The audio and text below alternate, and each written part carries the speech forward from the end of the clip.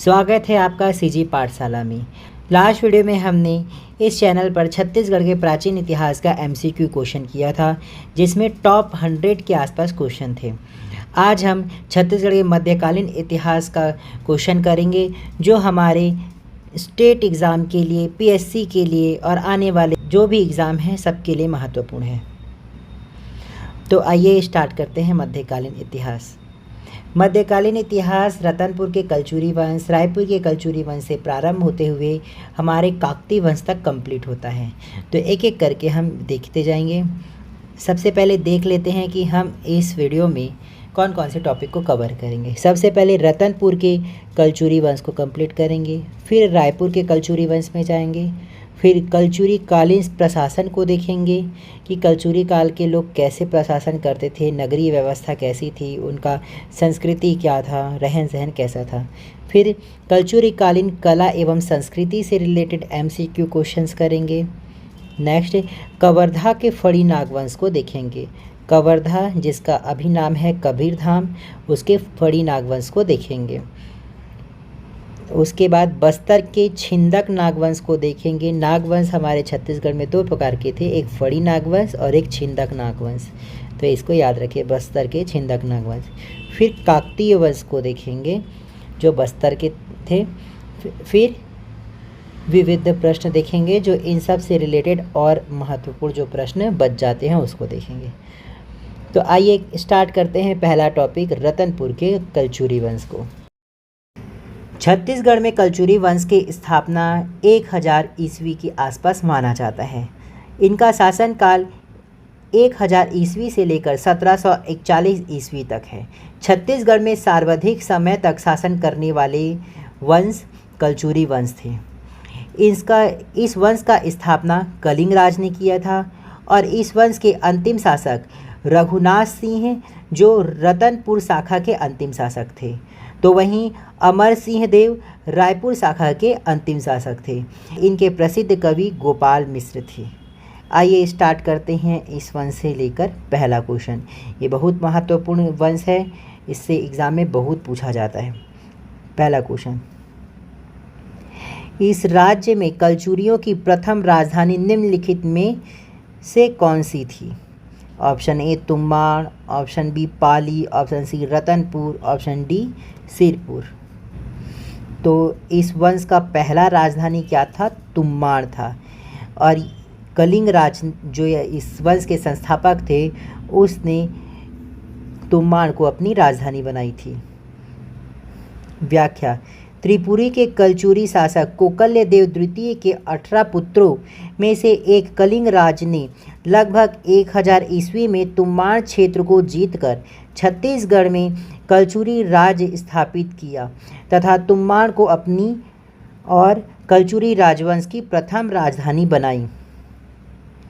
Next question, निम्नलिखित में से किस स्थान पर कलचुरियों ने सर्वप्रथम इस राज्य में अपनी सत्ता स्थापित की? तो हमने अभी ऊपर देखा था, ऑप्शन ए तुम्बाड़ में सर्वप्रथम अपनी सत्ता स्थापित की थी। नेक्स्ट क्वेश्चन, छत्तीसगढ़ के कलचुरी शाखा के राजा कलिंग राज ने अपनी प्रथम राजधानी कहाँ स्थापित की थी? तो ये कलिंग राज ने अपनी प्रथम राजधानी तुम्बाड़ में स्थापित की थी। अभी हमने देखा, ऑप्शन बी इसका सही होगा। व्याख्या देख लेते हैं। कलचुरी राजाओं की समय समय पर परिवर्तित राजधानी। पहला, कलिंग राज ने सर्वप्रथम तुम्बाड़ को अपनी राजधानी बनाई। दूसरा, रत्नदेव प्रथम ने रतनपुर नगर बसाकर रतनपुर को अपनी राजधानी बनाई थी। तीसरा, बहरेंद्र साय भी बोला जाता है, बहरेंद्र साय भी, इन्होंने छुरी कोसगई को अपनी राजधानी बनाई थी। नेक्स्ट क्वेश्चन, छत्तीसगढ़ में कलचुरी राजवंश का वास्तविक संस्थापक कौन था? तो छत्तीसगढ़ के कलचुरी राजवंश का वास्तविक संस्थापक कलिंग राज था। व्याख्या, छत्तीसगढ़ में कलचुरी राजवंश का संस्थापक कलिंग राज को माना जाता है। छत्तीसगढ़ में कलचुरियों की रतनपुर शाखा का संस्थापक कलिंग राज है। तो वहीं छत्तीसगढ़ में कलचुरियों की रायपुर शाखा का संस्थापक केशव देव या लक्ष्मी देव को माना जाता है। केशव देव या लक्ष्मी देव को माना जाता है। छत्तीसगढ़ में मराठों के अधीन प्रथम कलचुरी शासक रघुनाथ सिंह थे। छत्तीसगढ़ में जब मराठों का आक्रमण हुआ तब प्रथम कलचुरी शासक जो इनके अधीन थे वो रघुनाथ सिंह थे। तो वहीं छत्तीसगढ़ में मराठों के अधीन अंतिम कलचुरी शासक मोहन सिंह थे। अंतिम कलचुरी शासक मोहन सिंह, इंपॉर्टेंट है, पूछा जाता है। नेक्स्ट क्वेश्चन, छत्तीसगढ़ के रतनपुर से शासन करने वाले कलचुरी मूलतः निम्न में से किस स्थान के थे? Option A Mahishmati. तो यही हमारा सही आंसर हो जाएगा। जो छत्तीसगढ़ में जो कलचुरी राजवंश आया था वो माहिष्मती से आया था। ये इंदौर के आसपास है। व्याख्या, है ये वंशी शासक माहिष्मान के महिष्मती नगर बसाया था। माहिष्मान ने महिष्मती नगर बसाया था। यह इंदौर रियासत के निकट स्थित है। माहिष्मती आद्य कलचुरियों की कुल राजधानी थी। आद्य कलचुरियों की कुल राजधानी थी। अतः छत्तीसगढ़ के रतनपुर के शासन करने वाले कलचुरी माहिष्मती नामक स्थान से संबंधित थे। तो वही बताया गया। नेक्स्ट, एक कलचुरी नरेश ने कौशल के सोमवंशी शासक से पाली जीता था। कलचुरी शासक कौन थे? एक कलचुरी जो शासक था उसने कौशल के सोमवंशीय शासक से पाली नामक क्षेत्र को जीता था। वह कौन थे? ऑप्शन ए शंकरगढ़ द्वितीय मुगदंतु, ऑप्शन बी कौंकल्य प्रथम, ऑप्शन सी बालहर्ष, ऑप्शन डी युवराज प्रथम। तो इसका सही आंसर ऑप्शन ए हो जाएगा, शंकरगढ़ द्वितीय मुगदंतु, जिन्होंने पाली क्षेत्र को जीता था सोमवंशीय शासक से। व्याख्या, त्रिपुरी कलचुरी कौंकल्य देव के 18 पुत्र में से एक शंकरगढ़ मुगदंतु द्वितीय ने कोंकण क्षेत्र में स्थित पाली को जीता था। हालांकि इतिहासकारों में बाणवंशी तथा सोमवंशी शासकों को लेकर मतभेद है कि वो बाणवंशी थे कि सोमवंशी थे। इस बात को लेकर मतभेद है कि शंकरगढ़ मुगदंतु द्वितीय ने किसे पराजित किया था। नेक्स्ट, कलचुरी राजवंश की निम्नलिखित में से किस शाखा ने छत्तीसगढ़ में राजनीतिक सत्ता स्थापित की थी? जो त्रिपुरी थी उसमें से किस शाखा ने छत्तीसगढ़ में राजनीतिक सत्ता स्थापित की थी? ऑप्शन ए लहुरी शाखा, option B Behuri, option C Tripuri, option D Kalinga, option E Sarabpuri. तो हमारा आंसर हो जाएगा ऑप्शन ए लहुरी शाखा। लहुरी शाखा ने छत्तीसगढ़ में राजनीतिक सत्ता स्थापित की थी। व्याख्या, सर्वप्रथम यह जान लेना आवश्यक है कि कलचुरी शासक स्वयं को हैहय वंशी सहस्त्रार्जुन का वंशज मानते थे।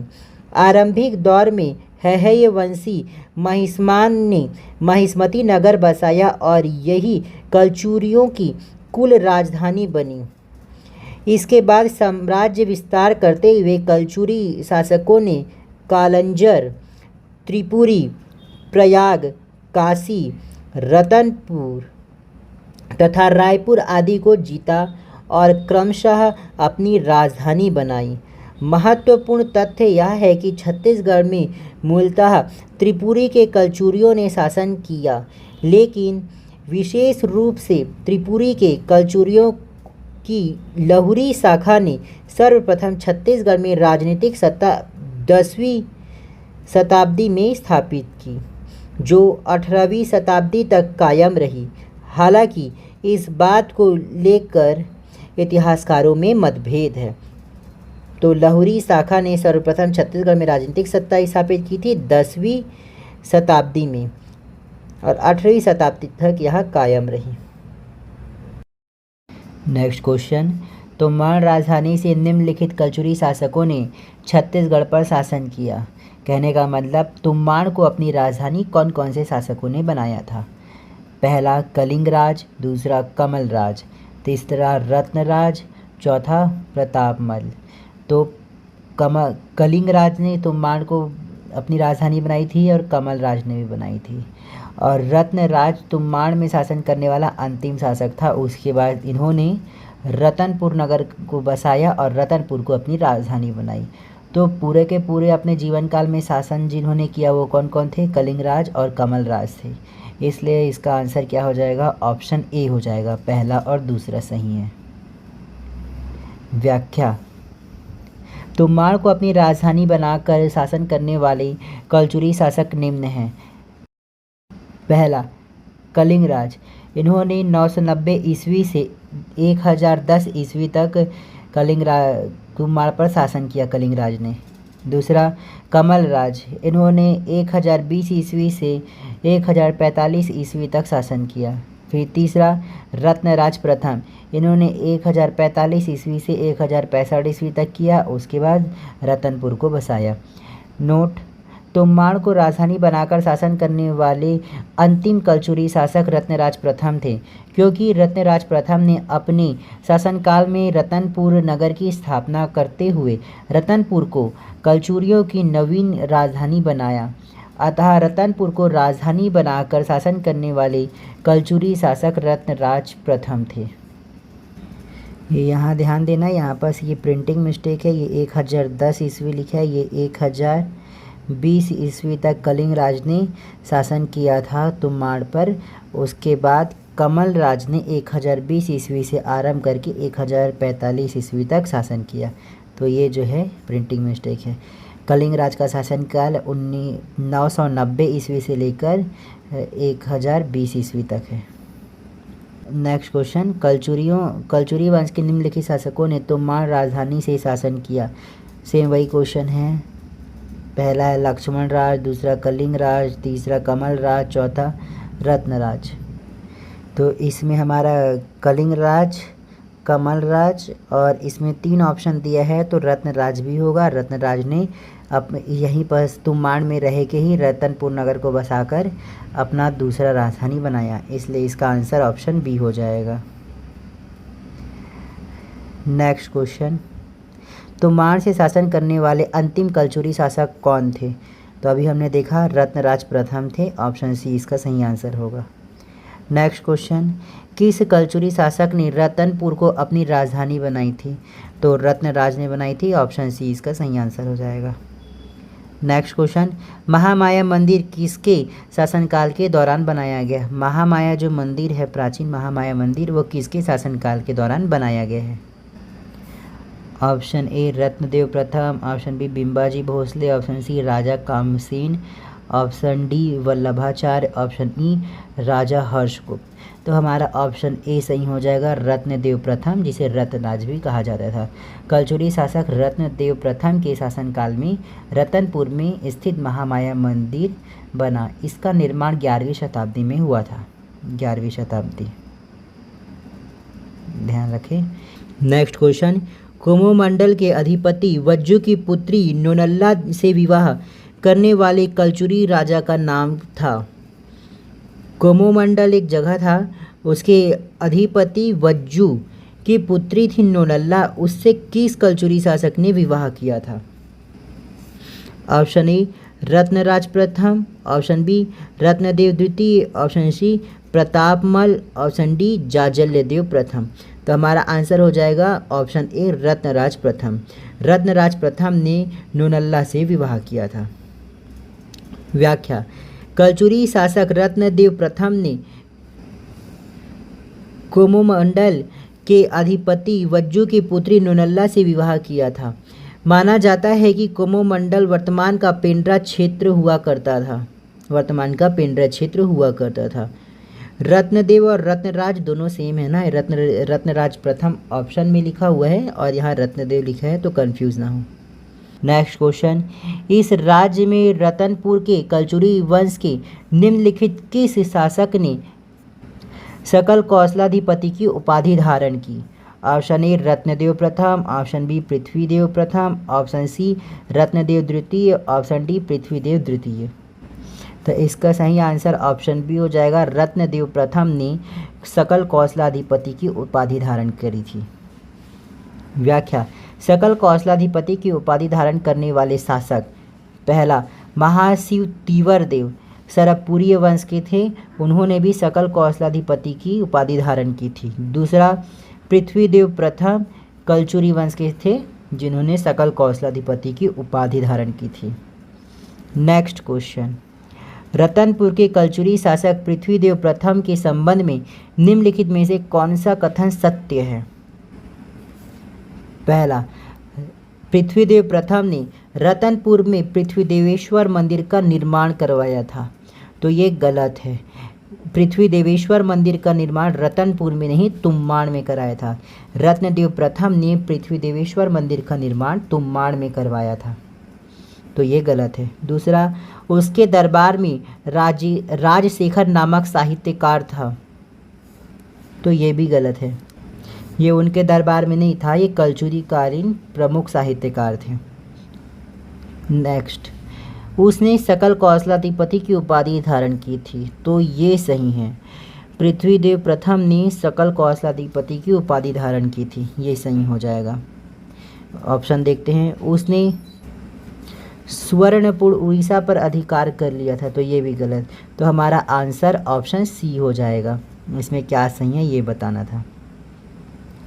व्याख्या, पृथ्वीदेव प्रथम ने तुम्बाड़ में पृथ्वी देवेश्वर मंदिर का निर्माण किया था। राजशेखर पृथ्वीदेव प्रथम के दरबार में नहीं था, बल्कि कलचुरी कालीन प्रमुख शासक था। पृथ्वीदेव प्रथम ने सकल कौशलाधिपति की उपाधि धारण की थी। पृथ्वीदेव प्रथम के सामंत जयदेव ने डांडोरा, सरगुजा तथा देवसिन्हा ने कोमोमंडल, पेंड्रा को विजयी किया था।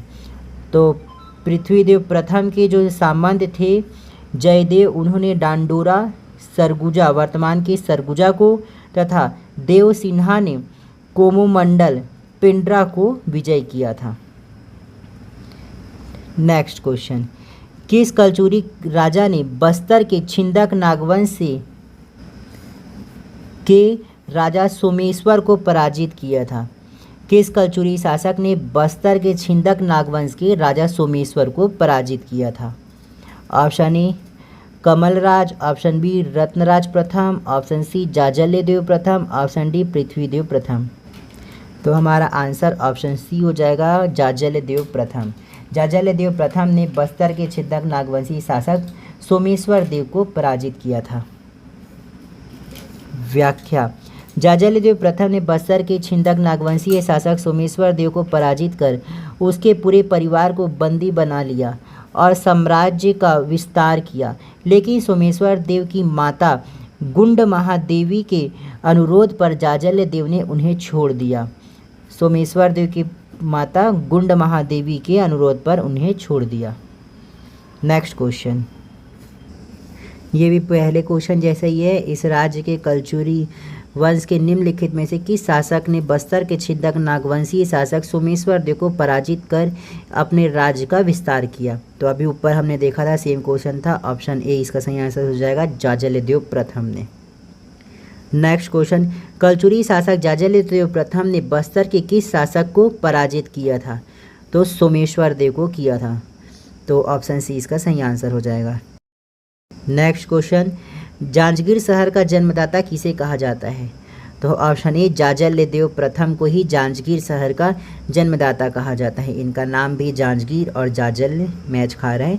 जाजल्यदेव प्रथम ने ही जांजगीर शहर को बसाया था। व्याख्या, जाजल्यदेव प्रथम ने जाजल्यपुर नगर बसाया था, जो वर्तमान का जांजगीर शहर के रूप में चिन्हांकित है। यह प्रतिवर्ष जाजल्यदेव द्वितीय की स्मृति में जाजल्य महोत्सव का आयोजन होता है। नेक्स्ट क्वेश्चन, जांजगीर के विष्णु मंदिर का निर्माण निम्नलिखित में से छत्तीसगढ़ के किस कलचुरी शासक ने किया था? ऑप्शन ए जाजल्यदेव प्रथम, ऑप्शन बी जाजल्यदेव द्वितीय, ऑप्शन सी पृथ्वीदेव प्रथम, option D Ratnadev Pratham, option E इनमें से कोई नहीं। हमारा आंसर हो जाएगा जाजल्यदेव प्रथम। व्याख्या देख लेते हैं। जाजल्यदेव प्रथम ने जांजगीर शहर में विष्णु मंदिर नकटा मंदिर का निर्माण कराया था। विष्णु मंदिर को ही नकटा मंदिर कहा जाता है। साथ ही कोरबा में स्थित पाली का शिव मंदिर का जीर्णोद्धार भी कराया था। जाजल्यदेव प्रथम ने ही पाली का शिव मंदिर का जीर्णोद्धार करवाया था। जीर्णोद्धार का मतलब उसका निर्माण, मरम्मत करवाया था। नेक्स्ट क्वेश्चन, पाली के शिव मंदिर का मरम्मत कराने वाले कलचुरी शासक कौन थे? अभी देखा था। ऑप्शन ए हमारा आंसर हो जाएगा इसका, जाजल्यदेव प्रथम ने ही पाली के शिव मंदिर का मरम्मत करवाया था। नेक्स्ट क्वेश्चन, कौन से कलचुरी राजा ने पहली बार सोने के सिक्के छत्तीसगढ़ में चलाए थे? ऑप्शन ए पृथ्वीदेव द्वितीय, ऑप्शन बी जाजल्यदेव द्वितीय, ऑप्शन सी जाजल्यदेव प्रथम। यही हमारा आंसर हो जाएगा। जाजलदेव प्रथम ने पहली बार सोने के सिक्के छत्तीसगढ़ में चलाए थे। व्याख्या, कलचुरी शासक जाजलदेव प्रथम ने त्रिपुरी के कलचुरियों की अधीनता को अस्वीकार कर छत्तीसगढ़ से स्वर्ण सिक्के को प्रचलन चालू किया, जिसमें श्री जाजल्यदेव गजसाइल अंकित था। पहले क्या था, त्रिपुरी के कलचुरियों के अधीन थे, जो छत्तीसगढ़ के कलचुरी शासक थे वो। तो जाजल्यदेव प्रथम ने उनकी अधीनता को अस्वीकार करते हुए छत्तीसगढ़ से स्वर्ण सिक्के को चलाया था। इससे एक और क्वेश्चन बन सकता है, त्रिपुरी के कलचुरी वंश की अधीनता को किसने अस्वीकार करके स्वर्ण सिक्के चलाए थे? तो जाजलदेव प्रथम ने। नेक्स्ट क्वेश्चन, छत्तीसगढ़ के कलचुरी शासक रत्नदेव द्वितीय के संबंध में से कौन सा कथन सत्य नहीं है, मतलब असत्य कथन को बताना है। ऑप्शन ए, उसने त्रिपुरी नरेश गयाकर्ण के आक्रमण को विफल किया था। तो ये सही है, जो त्रिपुरी नरेश थे गयाकर्ण, उनके आक्रमण को विफल किया था कलचुरी शासक रत्नदेव द्वितीय ने। दूसरा, उसके राज्य पर अंतवर्मा चोड़गंग ने आक्रमण किया था। तो ये भी सही है। तीसरा, उसने गौड़ बंगाल पर आक्रमण कर उस पर विजय प्राप्त की थी। ये भी सही है।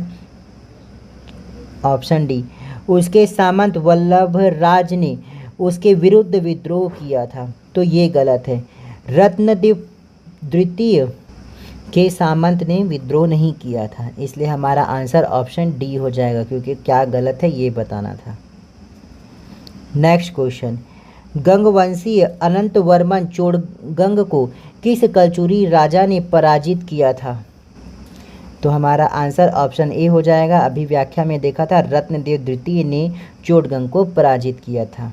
व्याख्या, ओडिशा के गंगवंशीय रत्नवर्मन चोड़गंग के कलचुरी नरेश रत्नदेव द्वितीय ने सिवरी नारायण के समीप हराया था। ये भी क्वेश्चन बन सकता है, सिवरी नारायण के समीप। नेक्स्ट क्वेश्चन, रतनपुर के किस कलचुरी राजा के सेनापति जगतपाल देव ने राजिम के राजीव लोचन मंदिर का पुनरुद्धार किया था? उससे पहले ये जान लेते हैं कि राजीव लोचन मंदिर को किसने बनाया था। नलवंशीय राजा विलास तुंग ने राजीव लोचन मंदिर का निर्माण करवाया था और उसका जीर्णोद्धार पृथ्वीदेव द्वितीय ने किया था। हमारा आंसर ऑप्शन ए हो जाएगा। पृथ्वीदेव द्वितीय के सेनापति जगतपाल ने राजीव लोचन मंदिर का जीर्णोद्धार करवाया था। हमारा आंसर ऑप्शन ए होगा। नेक्स्ट क्वेश्चन, छत्तीसगढ़ के कलचुरी शासक रत्नदेव द्वितीय के संबंध में निम्नलिखित में से कौन सा कथन सत्य नहीं है, मतलब गलत कथन को बताना है। ऑप्शन ए, उसने त्रिपुरी नरेश गायकवाड़ के आक्रमण को विफल किया। तो ये हमारा जो क्वेश्चन है 23 में जो दिया था वैसे ही है, ये भी सही है। सी बी ए बी और सी सही था। ऑप्शन डी सही है, गलत था। उसके सामंत वल्लभ राज ने उसके विरुद्ध विद्रोह किया था। तो ये गलत था, विद्रोह नहीं किया था। हमारा आंसर ऑप्शन डी हो जाएगा। सेम क्वेश्चन था। नेक्स्ट क्वेश्चन, इस राज्य में रतनपुर में कलचुरी वंश के निम्नलिखित में से किस शासक ने त्रिपुरी के शासक जयसिंह को पराजित किया, जिसने उसके राज्य पर आक्रमण किया था? ऑप्शन ए रत्नदेव द्वितीय, ऑप्शन बी जाजलदेव द्वितीय, ऑप्शन सी पृथ्वीदेव द्वितीय, ऑप्शन डी रत्नदेव तृतीय। तो हमारा आंसर ऑप्शन बी हो जाएगा, जाजलदेव द्वितीय ने पराजित किया था त्रिपुरी के शासक जयसिंह को। व्याख्या, कलचुरी शासक जाजलदेव द्वितीय ने त्रिपुरी के कलचुरी शासक जयसिंह को पराजित किया, जिसने उसके राज्य पर आक्रमण किया था। हालांकि जयसिंह ने रतनपुर पर आक्रमण किया था, जो कि असफल रहा। यह युद्ध सिवरी नारायण के समीप हुआ था। इस युद्ध में अल्हड़देव जाजलदेव का सहयोग करते हुए वीर गति को प्राप्त हुए। मोस्ट इम्पॉर्टेंट, अल्हड़देव जो है जाजलदेव का सहयोग करते हुए वीर गति प्राप्त हुए। नेक्स्ट क्वेश्चन, रतनपुर के किस शासक को मूल सम्राट जहांगीर की हाजिरी में 8 वर्षों तक रहना पड़ा था? भारत के जो मूल सम्राट थे जहांगीर, उनकी हाजिरी में किस शासक को रहना पड़ा था? Option A Raja Kalyan Sai, option B Raja Lakshman Sai, option C Raja Bahar Sai, option D Raja Surendra Sai. Bahar Sai को बहारेंद्र साय भी बोला जाता था। हमारा आंसर हो जाएगा ऑप्शन ए राजा कल्याण साय। राजा कल्याण साय को मुगल सम्राट जहांगीर की हाजिरी में 8 वर्षों तक रहना पड़ा था। इम्पॉर्टेंट है। नेक्स्ट क्वेश्चन जो है वो कथन और कारण से रिलेटेड है। इस क्वेश्चन का कथन है, कलचुरी वंश का राजा कल्याण साय रतनपुर राज्य का शासक था। कारण, मुगल सम्राट जहांगीर की आत्मकथा में इसका उल्लेख है।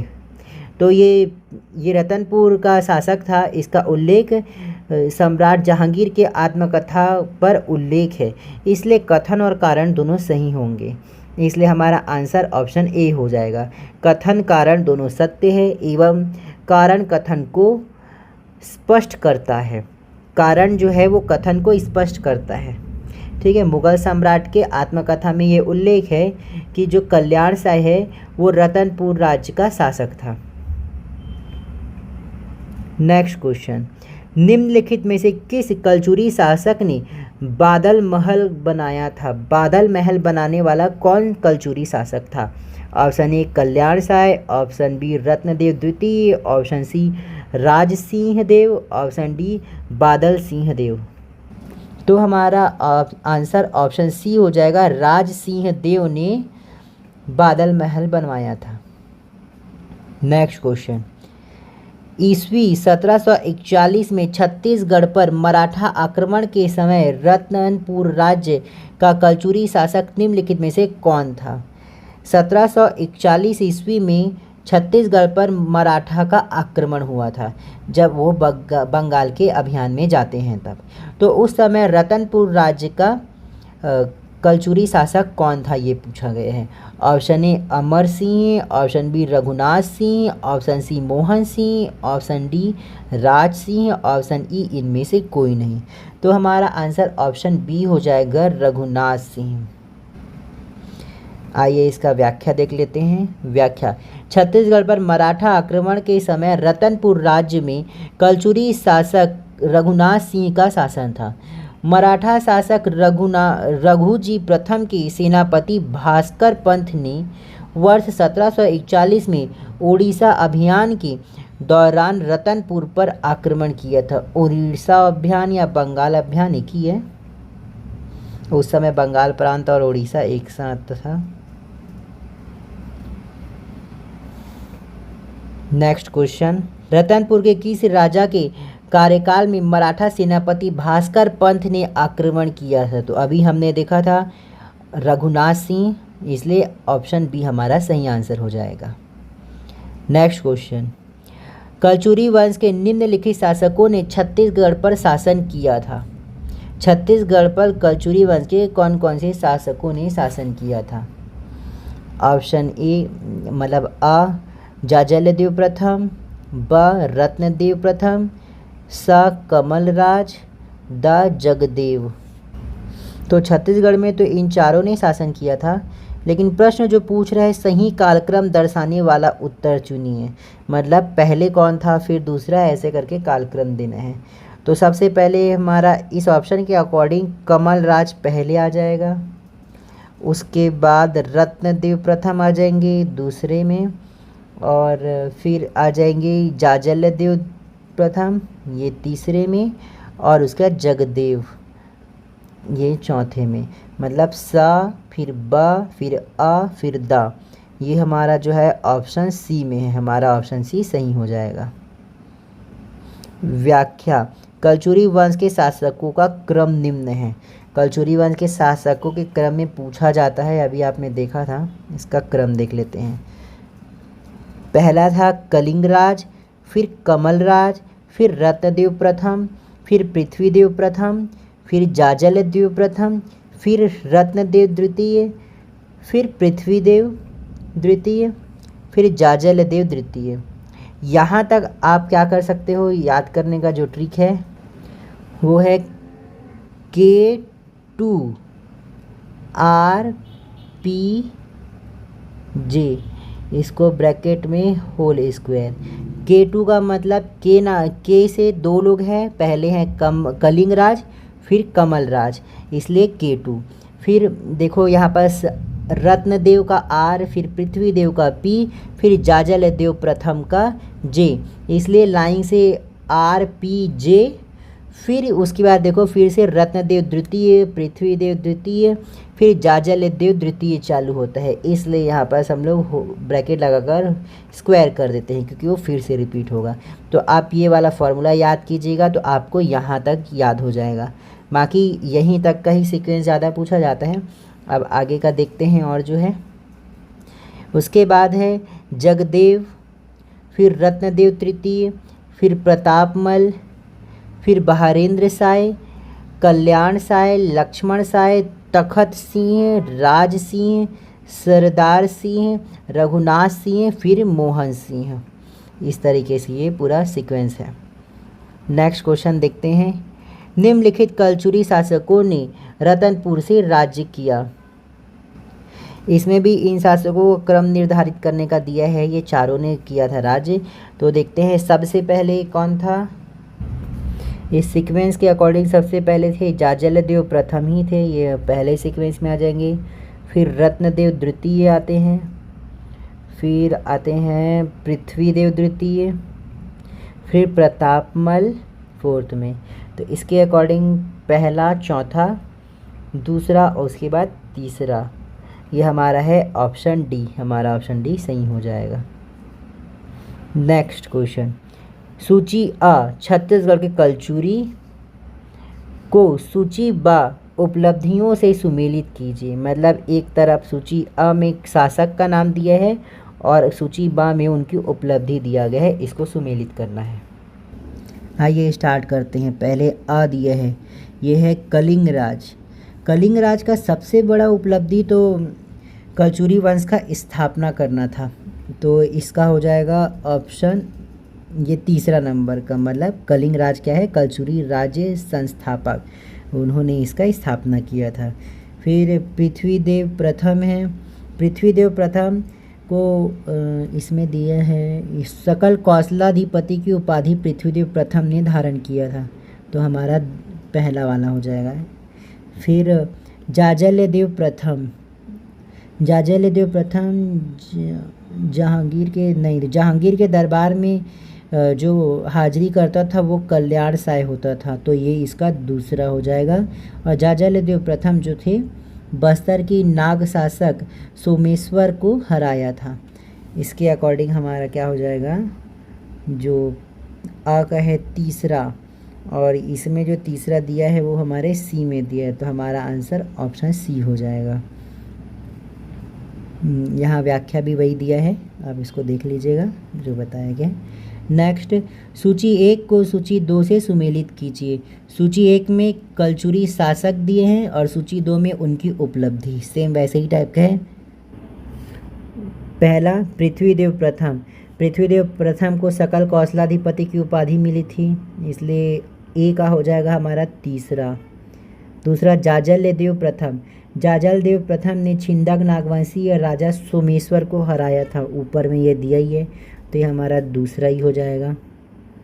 जाजलदेव द्वितीय, जाजलदेव द्वितीय ने त्रिपुरी के कलचुरी राजा जयसिंह को हराया था, तो त्रिपुरी के कलचुरी सहसा राजा जयसिंह को पराजित किया था। नेक्स्ट है पृथ्वीदेव द्वितीय, ये सेनापति जगतपाल द्वारा राजीव लोचन मंदिर का जीर्णोद्धार करवाया था, मोस्ट इम्पॉर्टेंट याद रखें। इसमें हमारा पहले का हो जाएगा पहले का हो जाएगा तीसरा, और उसके बाद दूसरे का मतलब बी का हो जाएगा दूसरा, उसके बाद ये हो पहले का तीसरा और दूसरा, इसमें अभी सी और ई हो रहा है, और सी का जो है चौथा, तो इसके अकॉर्डिंग हमारा आंसर ऑप्शन सी हो जाएगा। यहाँ व्याख्या दिया है, इसको देख लीजिए, वही लिखा हुआ है। नेक्स्ट, सूची 1 छत्तीसगढ़ के कलचुरी शासक को सूची 2 मुख्य घटना से सुमेलित कीजिए। पहला कलिंगराज, तो ये कलिंगराज ने कलचुरी वंश का स्थापना किया था और तुम्बाड़ को अपनी राजधानी बनाई थी, इसलिए कलिंग राज का तीसरा हो जाएगा। फिर जाजलदेव प्रथम का है, ये बस्तर के सोमेश्वर देव को पराजित किया था। फिर कल्याण से ये मुग़ल बादशाह के दरबार में उपस्थिति दिया था, इसलिए इसका पहला। फिर रघुनाथ सिंह मराठा के इस समय आत्मसमर्पण किया था सामने। तो इसके अकॉर्डिंग आ का जो है वो 4th नंबर का है, नहीं आ का जो है तीसरे नंबर का है। तो ये तीसरा तो सी और डी दोनों ही हैं, देखते हैं आगे। और उसके बाद है बा का जो है 4 है, तो इसके अकॉर्डिंग हमारा आंसर ऑप्शन डी हो जाएगा, क्योंकि बा का 4 सी और डी के अकॉर्डिंग किसी में नहीं था, क्योंकि पहला का तो तीसरा था, आ का तीसरा, तो सी और डी के अकॉर्डिंग होना था। तो हमारा ऑप्शन डी हो जाएगा सही आंसर। यहाँ डिटेल दिया है तो देख लेना। नेक्स्ट क्वेश्चन, सूची 1 को सूची 2 से सुमेलित कीजिए। सूची 1 में कलचुरी के शासक दिए हुए हैं और सूची 2 में उनकी उपलब्धि, सेम वैसे ही है ये भी, और ये ऊपर नीचे दे दिया है। इसमें पृथ्वीदेव प्रथम का क्या है, इन्होंने सकल कौशलाधिपति की उपाधि धारण की थी, ये इनका तीसरा हो जाएगा। जाजलदेव प्रथम ने छिद्दक नागवंशीय राजा सोमेश्वर देव को हराया था, ये हो गया। फिर जाजलदेव द्वितीय ने त्रिपुरी के कलचुरी राजा जयसिंह को पराजित किया था। और पृथ्वीदेव द्वितीय का सेनापति जगपाल ने राजीव लोचन मंदिर का जीर्णोद्धार कराया था। तो ये पहले का हमारा, आ का हमारा तीसरा और बा का चौथा और सा का पहला, इसके अकॉर्डिंग हमारा आंसर हो जाएगा ऑप्शन सी।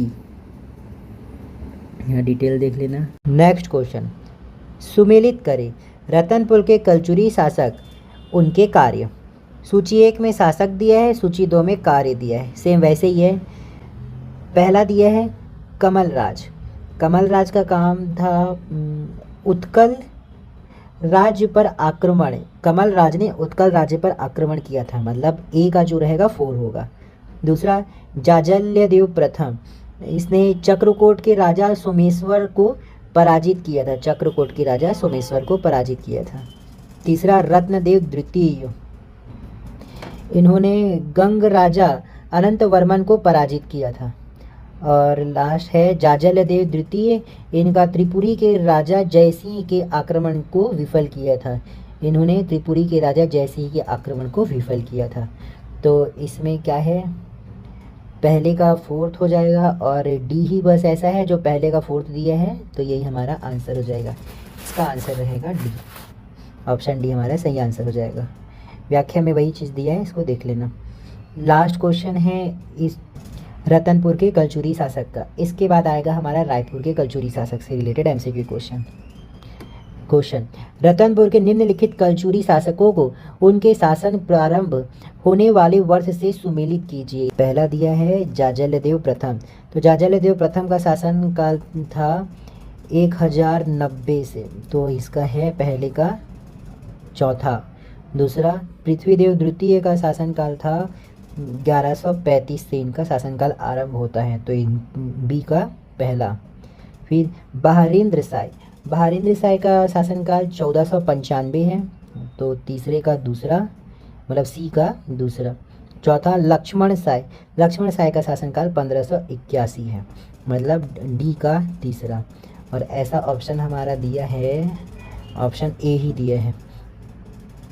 ए का जो है 4, बी का 1, सी का 2, डी का 3, तो इसके अकॉर्डिंग हमारा आंसर ऑप्शन ए हो जाएगा। ये इंपॉर्टेंट है, इसको देख लेना, ये व्याख्या है।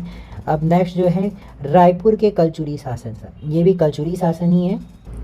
रतनपुर के कलचुरी शासन से ही अलग होकर रायपुर की शाखा बनी थी।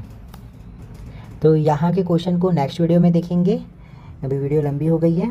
अगर वीडियो थोड़ा भी हेल्पफुल लगती है तो आप वीडियो को लाइक करें, कमेंट करें और दूसरों को शेयर करें और सब्सक्राइब करें। Thank you.